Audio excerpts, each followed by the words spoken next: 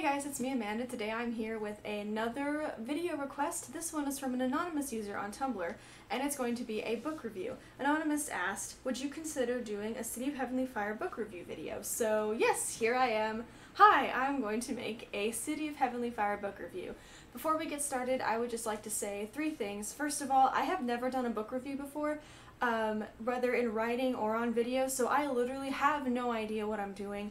I wrote myself a little outline that I'll be referring to through this video, but to be quite honest, I have no idea what I'm doing, so if this review utterly sucks, or it doesn't give you what you really want to hear, please tell me so that I can improve my skills and give you guys a video that you would enjoy. If you don't like this video, let me know what I can do to change, and I will take this down and refilm it, giving you the stuff that you want to see. Second of all, this video will contain spoilers for City of Heavenly Fire. It came out in May of 2014, so I do believe that most people have already read this book. But just in case, I am going to put here, this is going to have spoilers in it. I'm going to try to keep them to a very, very bare minimum, but it is very hard to thoroughly debunk the theme, the plot, the characters, etc. without putting some spoilers in there. So you're going to see things like characters that were introduced, things that happen, but I'm going to try to leave major plot twists and spoilers out of it, but just so you know, this whole video has a giant spoiler warning attached to it. And finally, as always, I am not affiliated with anybody mentioned in this book, or this video. I am not being reimbursed in any way. This is just something that I'm doing for fun, and that's really all there is to it. So without further ado, I'm going to get into the review. I hope you guys enjoy it. The book that I'll be reviewing today is City of Heavenly Fire by Cassandra Clare. It is the final book in her urban fantasy series, The Mortal Instruments. It's been a New York Times bestseller for over 2 years. The series has. This book climbed to the top of the New York bestseller list within the first week or so, I believe, so it's a really, really great book. It's very thick, as you can see. It's hardcover. They haven't come up with a paper copy version. Many people pre-ordered it. It came out on May 24th, I believe, 2014. I did not pre-order it. I did actually read it on my Kindle, and I only recently got a hard copy of it. Mostly because I was holding out to try to find. There are different editions. One of them has a comic strip in the back, the other one has another comic strip in the back, and then another one just has a letter in the back, and I got the one with the letter because I couldn't find ones with the comic strips anywhere, so cry for me. But anyway, City of Heavenly Fire, not counting annotations and such, is around 725 pages, so it's a very, very hefty read. Like I said before, this was her finale to the Mortal Instruments series, and so this was kind of where everything that's ever been going to hell in a handbasket is now going to hell in an even larger and even more huge scale handbasket. So there you go. To get started, I'm just going to read the synopsis from the jacket so as to avoid spoilers, and also because I cannot synopsize books for the life of me. I just keep talking on and on and on, and somehow nothing ever gets done. So the synopsis from the book jacket is as follows. Sebastian Morgenstern is on the move, systematically turning Shadowhunter against Shadowhunter. Bearing the infernal cup, he transforms Shadowhunters into creatures out of nightmare, tearing apart families and lovers as the ranks of his darkened army swell. The embattled Shadowhunters withdraw to Idris, but not even the famed demon towers of Alicante can keep Sebastian at bay. And with the Nephilim trapped in Idris, who will guard the world against demons? When one of the greatest betrayals the Nephilim have ever known is revealed, Clary, Jace, Isabel, Simon, and Alec must flee, even if their journey takes them deep into the demon realms, where no Shadowhunter has set foot before, and from which no human being has ever returned. A pretty dramatic synopsis, and the rest of the book certainly follows. I really did enjoy the action and the plot of this story. The plot was fast-paced. You really did have to be tracking a lot of different things. The plot followed two main categories and then a few different subcategories, for lack of better terms. The main categories were, obviously it followed the main protagonist, Clary Frey, or Clary Fairchild, whatever her last name is. You have that problem all throughout the book. You don't know who, like, there's two characters, you don't know what their last name is, and another one where you, like, it's just confusing. Let's just say that. So the two main plots are, we follow Clary throughout the book, throughout her adventures, and then we also follow some new introduced characters. If you remember Helen Blackthorne and Aline Penhallow, they were a couple. I believe they were introduced in City of Glass. Aline and Helen make a reappearance, as well as Helen Blackthorne's many siblings. Helen Blackthorne has 6 siblings. Her full-blooded brother, Mark, who's 2 years younger than her, so he's 16 years old. Helen is 18. And then her younger half-sibling, same father, different mother. Helen and Mark are half-fairy, and that comes to play later. But Helen and Mark's 5 half-siblings, Julian, who's 12 in the writing of City of Heavenly Fire, he's 12 years old. We have Tiberius and Livia, who are 10-year-old twins, Drusilla, who's 8 years old, and Octavian, who is only 2. So we get introduced to all of those characters, as well as Julian Blackthorne's best friend, who's also 12 years old, and her name is Emma Carstairs. Yes, you heard that right, her name is Emma Carstairs. She is a Carstairs, which you know is a bad thing, because when the Carstairs shows up, usually things get really good or really bad. The second plotline kind of follows what's happening in Idris while Clary and her friends are traveling through the demon realms. So Emma and the Blackthorns get sent to Idris. That's a long story that I'm not going to put spoilers for, but let's just say this. Emma and the Blackthorn children get sent to Idris to stay with Helen at the Penhallows home. So they're all there, and it kind of follows. So we get to see what's happening in another demon realm, and we get to see what's happening in Idris as this giant attack is coming. Everybody is scared half to death. There's no possibility the Shadowhunters are going to win. So we get kind of 2 sides to that story. Within the subplots, we do get to see Clary and Jace's relationship developed. We get to see, if you remember, Alec and Magnus broke up at the end of City of Lost Souls. We get to see that play out, if you will. We get to see, of course, Magnus Bane and some more of the downworlder politics between the Fae and the Warlocks especially.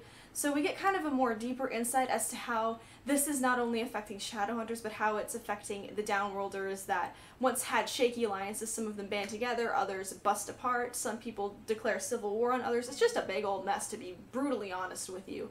And I really appreciated all those little subplots because while it may be confusing for some people to track, I found it very easy, and I really enjoyed learning about how this giant full-scale war, courtesy of our very own Sebastian Morgenstern, not only affected the Shadowhunters he was trying to destroy, but also the downworlders that he was trying to eradicate, but didn't really care about in the meantime because, well, he wanted to kill the Shadowhunters first and then he'd wage all-out war. Plot twists are numerous. You will be sitting there reading, oh, everything's gonna go this way, and then surprise, surprise, no it doesn't. You get spun around and turned around so many times, but she all makes it connectable and very simple to follow, in my humble opinion, so I think it's all worth it. I really enjoy myself a good plot twist or two, although not a cliffhanger, because that just makes me really anxious, to be brutally honest, but there are some plot twists.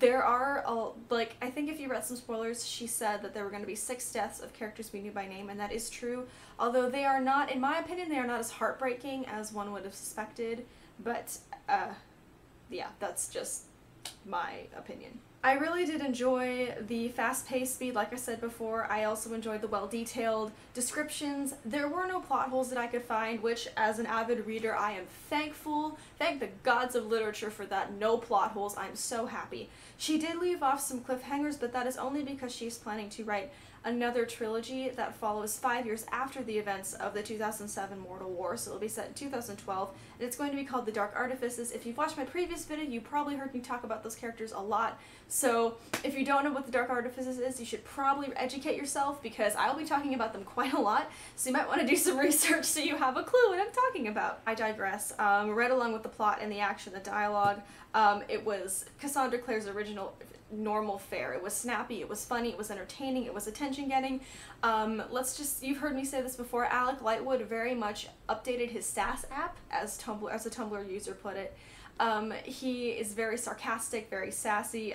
At this point, I think he's just about 100% done with everything, so when he's under duress and stress, he gets really sassy, and I think that is a beautiful thing. You go, Alec Lightwood. You actually get some pair-body moments between Jace and Alec, which I really liked.